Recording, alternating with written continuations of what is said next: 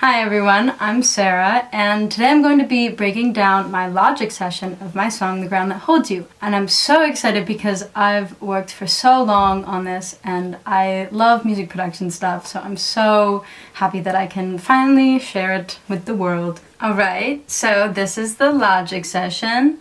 It has 122 tracks that are being played. Where to start? I guess the lead vocals. So what I do with the lead vocals is I make a reverb track, 2 reverb tracks, and I pan them so I can kind of control reverb that way rather than just on the lead vocal. This makes the lead vocal sound a little bit less muddy if it's ever like muddy with reverb. So I can kind of control it that way. And as for like effects on the lead vocal, I have like EQ, compressor, some little bit of pitch correction, exciter to make it exciting, and a little bit of saturation to saturate it, you know the deal. And then the background vocals on this track are numerous. I think there's around 40, and they're probably my favorite part of the song.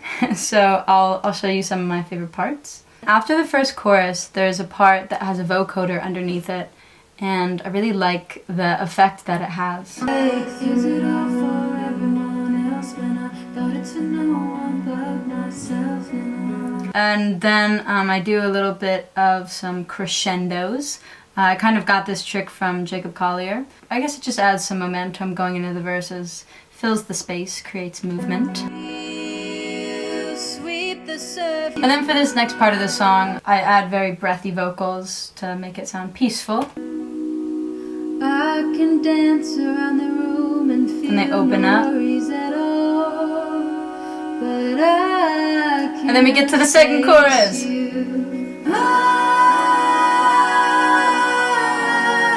Hear every little thing we talk about running through my head when you're around. When I try to stand, I fall down. The ground that holds you is the one I can't break through. What I did with the background vocals is there's a lot more, as you can see, in the second chorus than the first chorus to make the second chorus sound different and exciting. Like the way in pop songs, at the end of the song, they like play the chorus and the singers are just like ad-libbing over it, like doing their crazy runs and stuff. But I didn't think that really fit the vibe of this song. It's not so much my style currently, so why not just add more background vocals? And Jacob Collier does this in his song Sleeping on My Dreams. Every chorus it sounds like there's more there. And it's exciting, and it keeps getting me more excited. It just conveys more of the emotion that is being portrayed, which is angst. And then at the end I do another like breathy background vocal thing to kind of create peace. Is it all for everyone else when I thought it's for no one but myself and I? So those are the background vocals. So next I guess we'll talk about the guitar. So the guitar in the intro sounds very small. I think the preset I used for the amp is called like World's Smallest Guitar. So I thought that was cool. And then it changes to then a bigger sounding guitar. And then there's these bass notes. And they go out through most of the song except for after the first chorus, like that second verse. I dropped them out just to create more space and less like we're going somewhere. It's kind of like floating in abyss. And then I added a bunch of these like little guitar licks and noodles, as I call them. This one is for this part of the song where I say, so different. It adds kind of like an uncertainty when I say like this person like is so different from how I usually see them. I felt like that kind of mirrored that in the music. Other guitars are just like strumming for the chorus. Sound like this. And then actually the main guitar is doing a thing I like in the chorus. It does that little bend. I like how that sounds. And then there's this little part I like at the end. I like how that sounds amidst all the other guitars. Then we've got garden guitar and dissonant guitar. I don't know why it's called garden. I think that was just what I was feeling at the moment.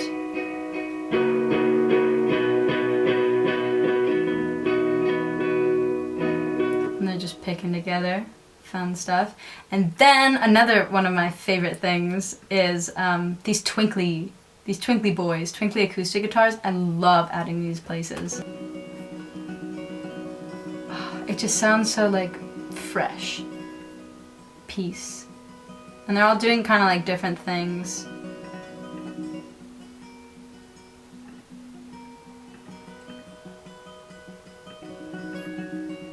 This one's going crazy.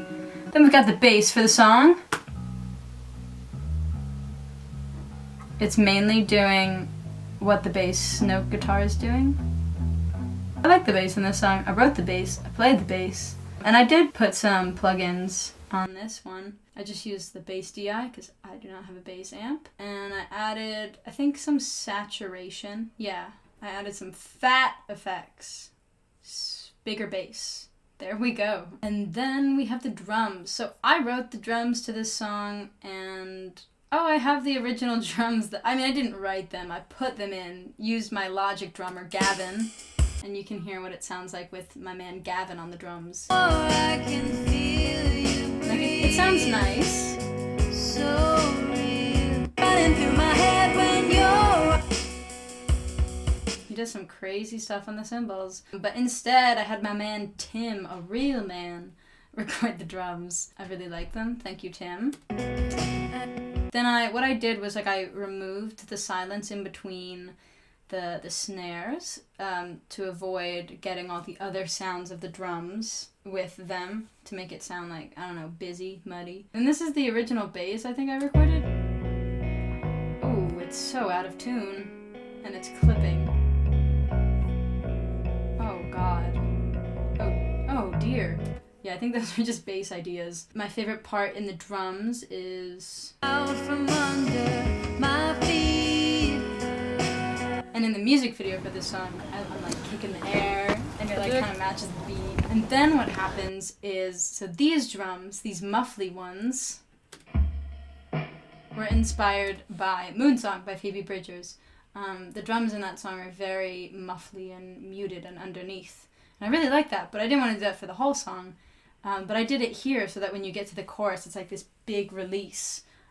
So to do that, I EQ'd out the high stuff and then the muddy stuff. Then I put some overdrive on it to make it sound crunchy. Then I put it through an amp, which is the exact thing that I wanted. I was like, I can't get these to sound the way I want. Then I put it through the amp and I was like, that's it, that's the one. Put this one through a spectral gate, which soloed.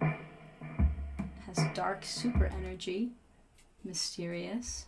To go into this part, a bunch of things like slow down here, and it kind of goes like zoom, and then like this like comes in, and it's like I can comes out. Face you. Celebration. Happy Hanukkah. To continue on, we've got boom pow pow whoosh. These are just drum sounds when I just need the extra oomph, which is probably the chorus. Yes, it is. And then we've got some keys here. And at the end, glimmers of hope. And then we've got moments here, especially for this video. I didn't do this on my own time, but I picked little pictures for each of the things. So this is all for you. And these are just moments that happen in the song. They have some funky reverbs on them. They're like these ones in Space Designer that are in the warped effects. Oh, that's my favorite one. It just sounds like I'm in 2012 and I'm like at a rave or something, like, or on like a roller coaster. Yeah, a bunch of things slow down here when we get to that drum, the muffly drums. And then they speed back up for the chorus. And then, this is my favorite, I think, sound in the whole song. It adds the high frequencies that aren't in the first chorus, but they're in the second to help your ears stay interested. And then we've got like a glittery thing that comes in. And then for the outro, bunch of things. And then real twinklies. I have this sun thing in my room that has bells on it. And it sounds very twinkly. So I recorded it and put it in the song, inspired by Jacob Collier and his twinkly things. So yeah. And then I breathe. This is another Jacob Collier trick. Like this whole part after the first chorus, it's like rain sounds and breath.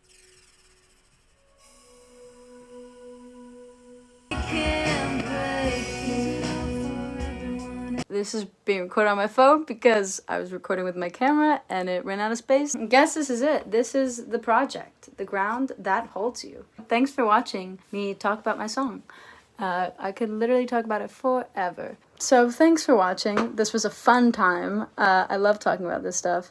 So thank you for joining me. Oh, also like listen to the song because it's out now. So that's cool. It's on all the platforms. And I hope you all have a marvelous rest of your day. I'll see ya.